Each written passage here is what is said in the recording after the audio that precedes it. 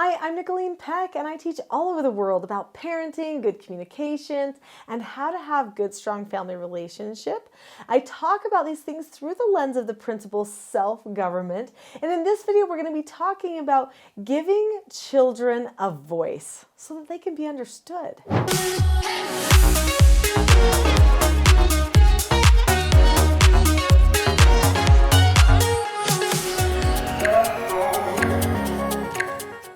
So in this video, we're going to be talking about voice and the importance of giving children the voice, and then two different ways that you can help your children have more of a say and be more understood in their lives. I think a lot of people are concerned that their children participate in what's going on in daily life. They want their children to have a voice. They want them to know that they are hearing them, they're trying to make life good for them, and so they don't want the child to feel like they're just shuffled around or walked on or that they don't have any choices.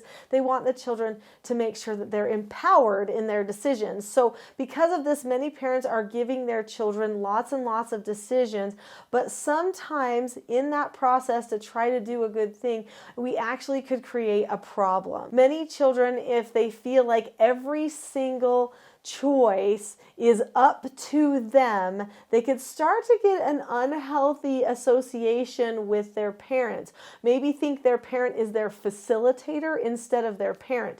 And it could actually undermine parental authority. So sometimes in life we have to do things that we don't want to do. If we're waiting for our child every time to want to do everything, then we're being passive in our parenting.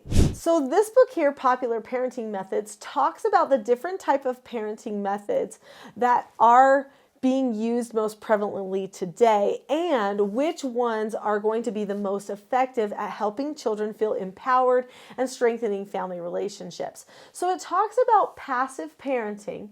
And passive parenting is probably the most common type of parenting that we see nowadays, where parents are just doing their thing, letting the children do their thing, and they assume that because they turned out, their children will turn out too. What they don't recognize is that in the history of society, there's always this cyclical thing where certain generations repeat each other after other generations all the time. Just because they turned out doesn't mean their child will turn out. They actually need to take more deliberate steps. So doing teaching for the children is actually really important so that they can make good decisions.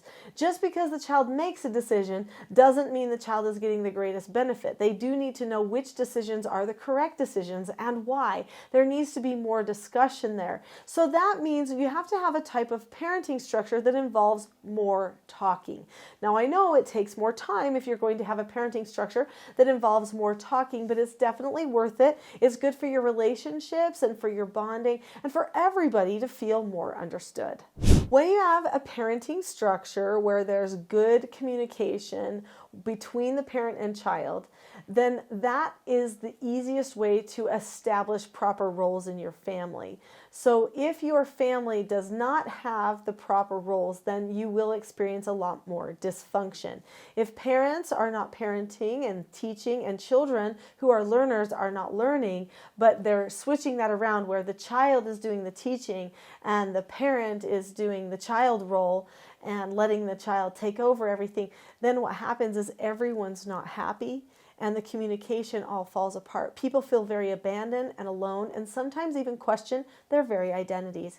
So your identity in the family group, the role and identity that you have with your parents, is actually what helps you appreciate and recognize your role and identity as a person in society as a whole.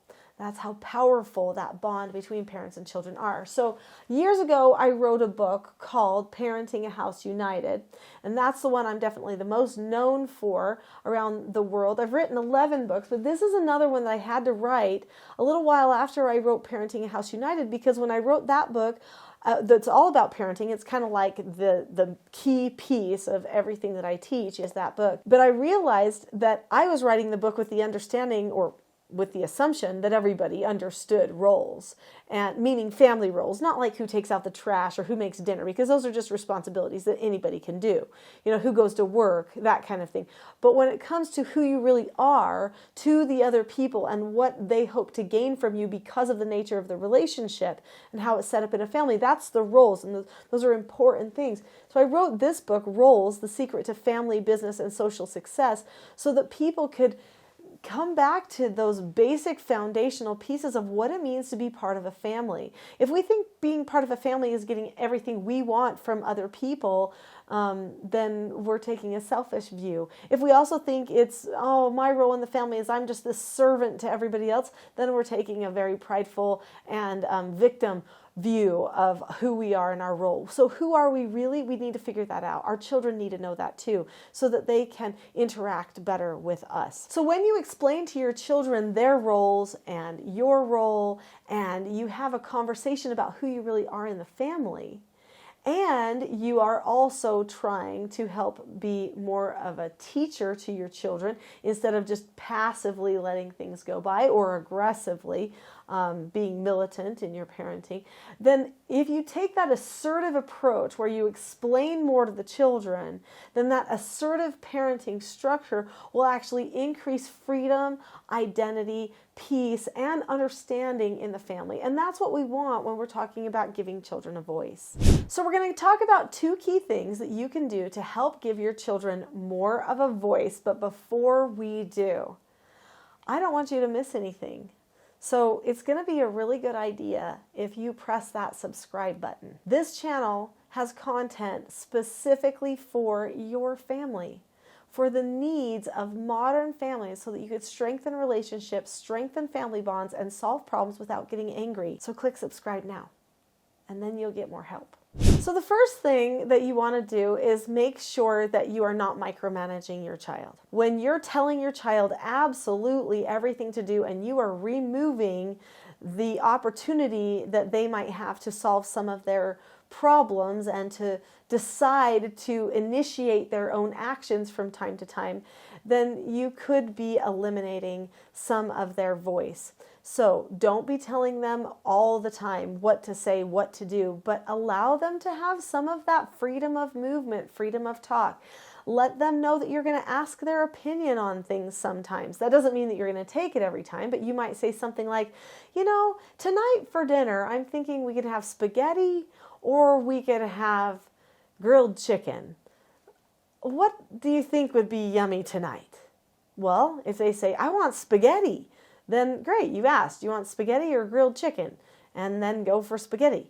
But if people chime in different things, at least they were part of a discussion, right? Even if they end up having grilled chicken, other people had their opinions heard too, and everybody talked about it. Now, sometimes when you give a child a voice, they think that everything should go their way. That's not the case. Sometimes we need to learn that we don't get everything our way. And there's a skill for that I teach called accepting a no answer. So just because you do get asked about something doesn't mean that you will get to control everything. And when it happens to go somebody else's way, you need to be able to look at the person or situation, keep a calm face, voice, and body, say okay or ask to disagree appropriately, and then drop the subject. That's what a person does when they can accept a no answer. So there's these 4 children's books that I have, and they each teach one of the 4 basic skills of self-government to children. This green book right here, Porter Earns a Quarter, teaches the skill accepting no answers to children. This red book teaches following instructions. The blue book teaches accepting consequences, and this purple book teaches disagreeing appropriately. These are key skills that your children can use to talk with you calmly about things, and if they don't get their way, to be able to drop the subject and accept things as well. As you are asking your child what types of things they would like from time to time, try not to make the conversation too broad. Children have a hard time making decisions if the conversation is too broad. And then you might think that they don't care or they don't want to participate, but they might want to participate. They just don't really know what their options are. So in this book, Parenting a House United, which is kind of the main piece of my parenting program, I talk about a problem-solving exercise called SOTAs. And this is where you teach children about their options, the disadvantages and advantages to each of those options, and you help them pick the types of solutions that they might want for the future. Those problem-solving exercises are going to be a great way to help your children learn to have a voice and make a choice. Sometimes children don't want to make a choice because they're worried that it's the wrong choice. Well, making a choice the soda's way teaches them that sometimes there's more than one right choice and more than one wrong choice. And they can look at all of those particulars before they make a choice. Also, you can talk about it with them.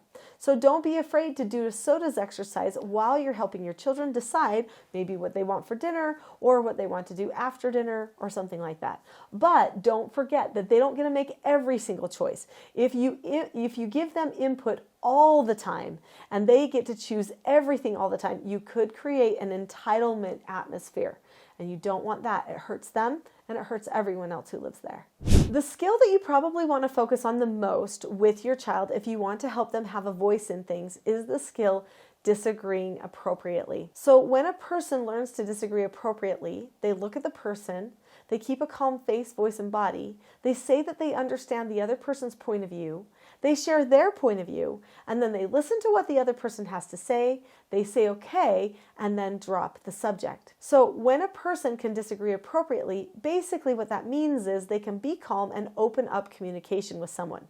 Now, it might not be as short and sweet as, this is what I think that, or this is what I know you want, this is what I want, so can you change your mind? It may not be that short and sweet. They might say, can I talk to you about it? Then you might have to have a longer conversation. Even so, this teaches the child a very diplomatic skill, mature skill. How do I talk to somebody in a calm way about something that we disagree about? Or how do I share information that they might not already have in a way that won't feel like an attack? Disagree appropriately is an amazing skill. It's the gateway skill to self-government because it disengages the emotional and engages the prefrontal cortex in the front. You know what? I think I want to give you another tip. I know I said only 2, but I'm going to give you a bonus, number 3. The third thing that you can do to help your children have a voice is to make sure that you meet with them often. In the Teaching Self-Government approach to parenting, we do 3 different meetings. There's the couples meeting, the family meeting, and then the individual mentor meetings with the children.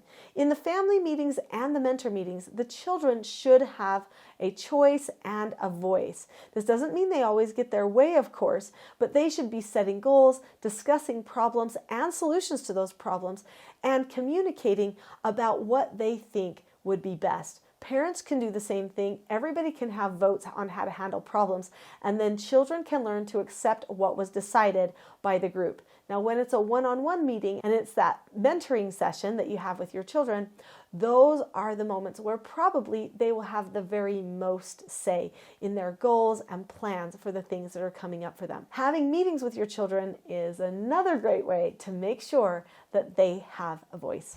If you've enjoyed this video, I'm pretty sure that you will love the free gift that I have for you. So I have a mini course that is called the Calm Parenting Toolkit.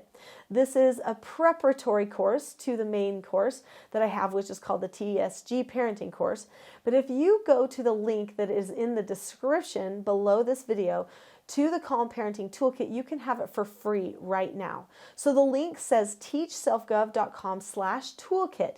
If you click on that link in the description right now, you can have the toolkit for free and get started on changing the relationships and the tone of your home by letting the children have more of a voice in a calm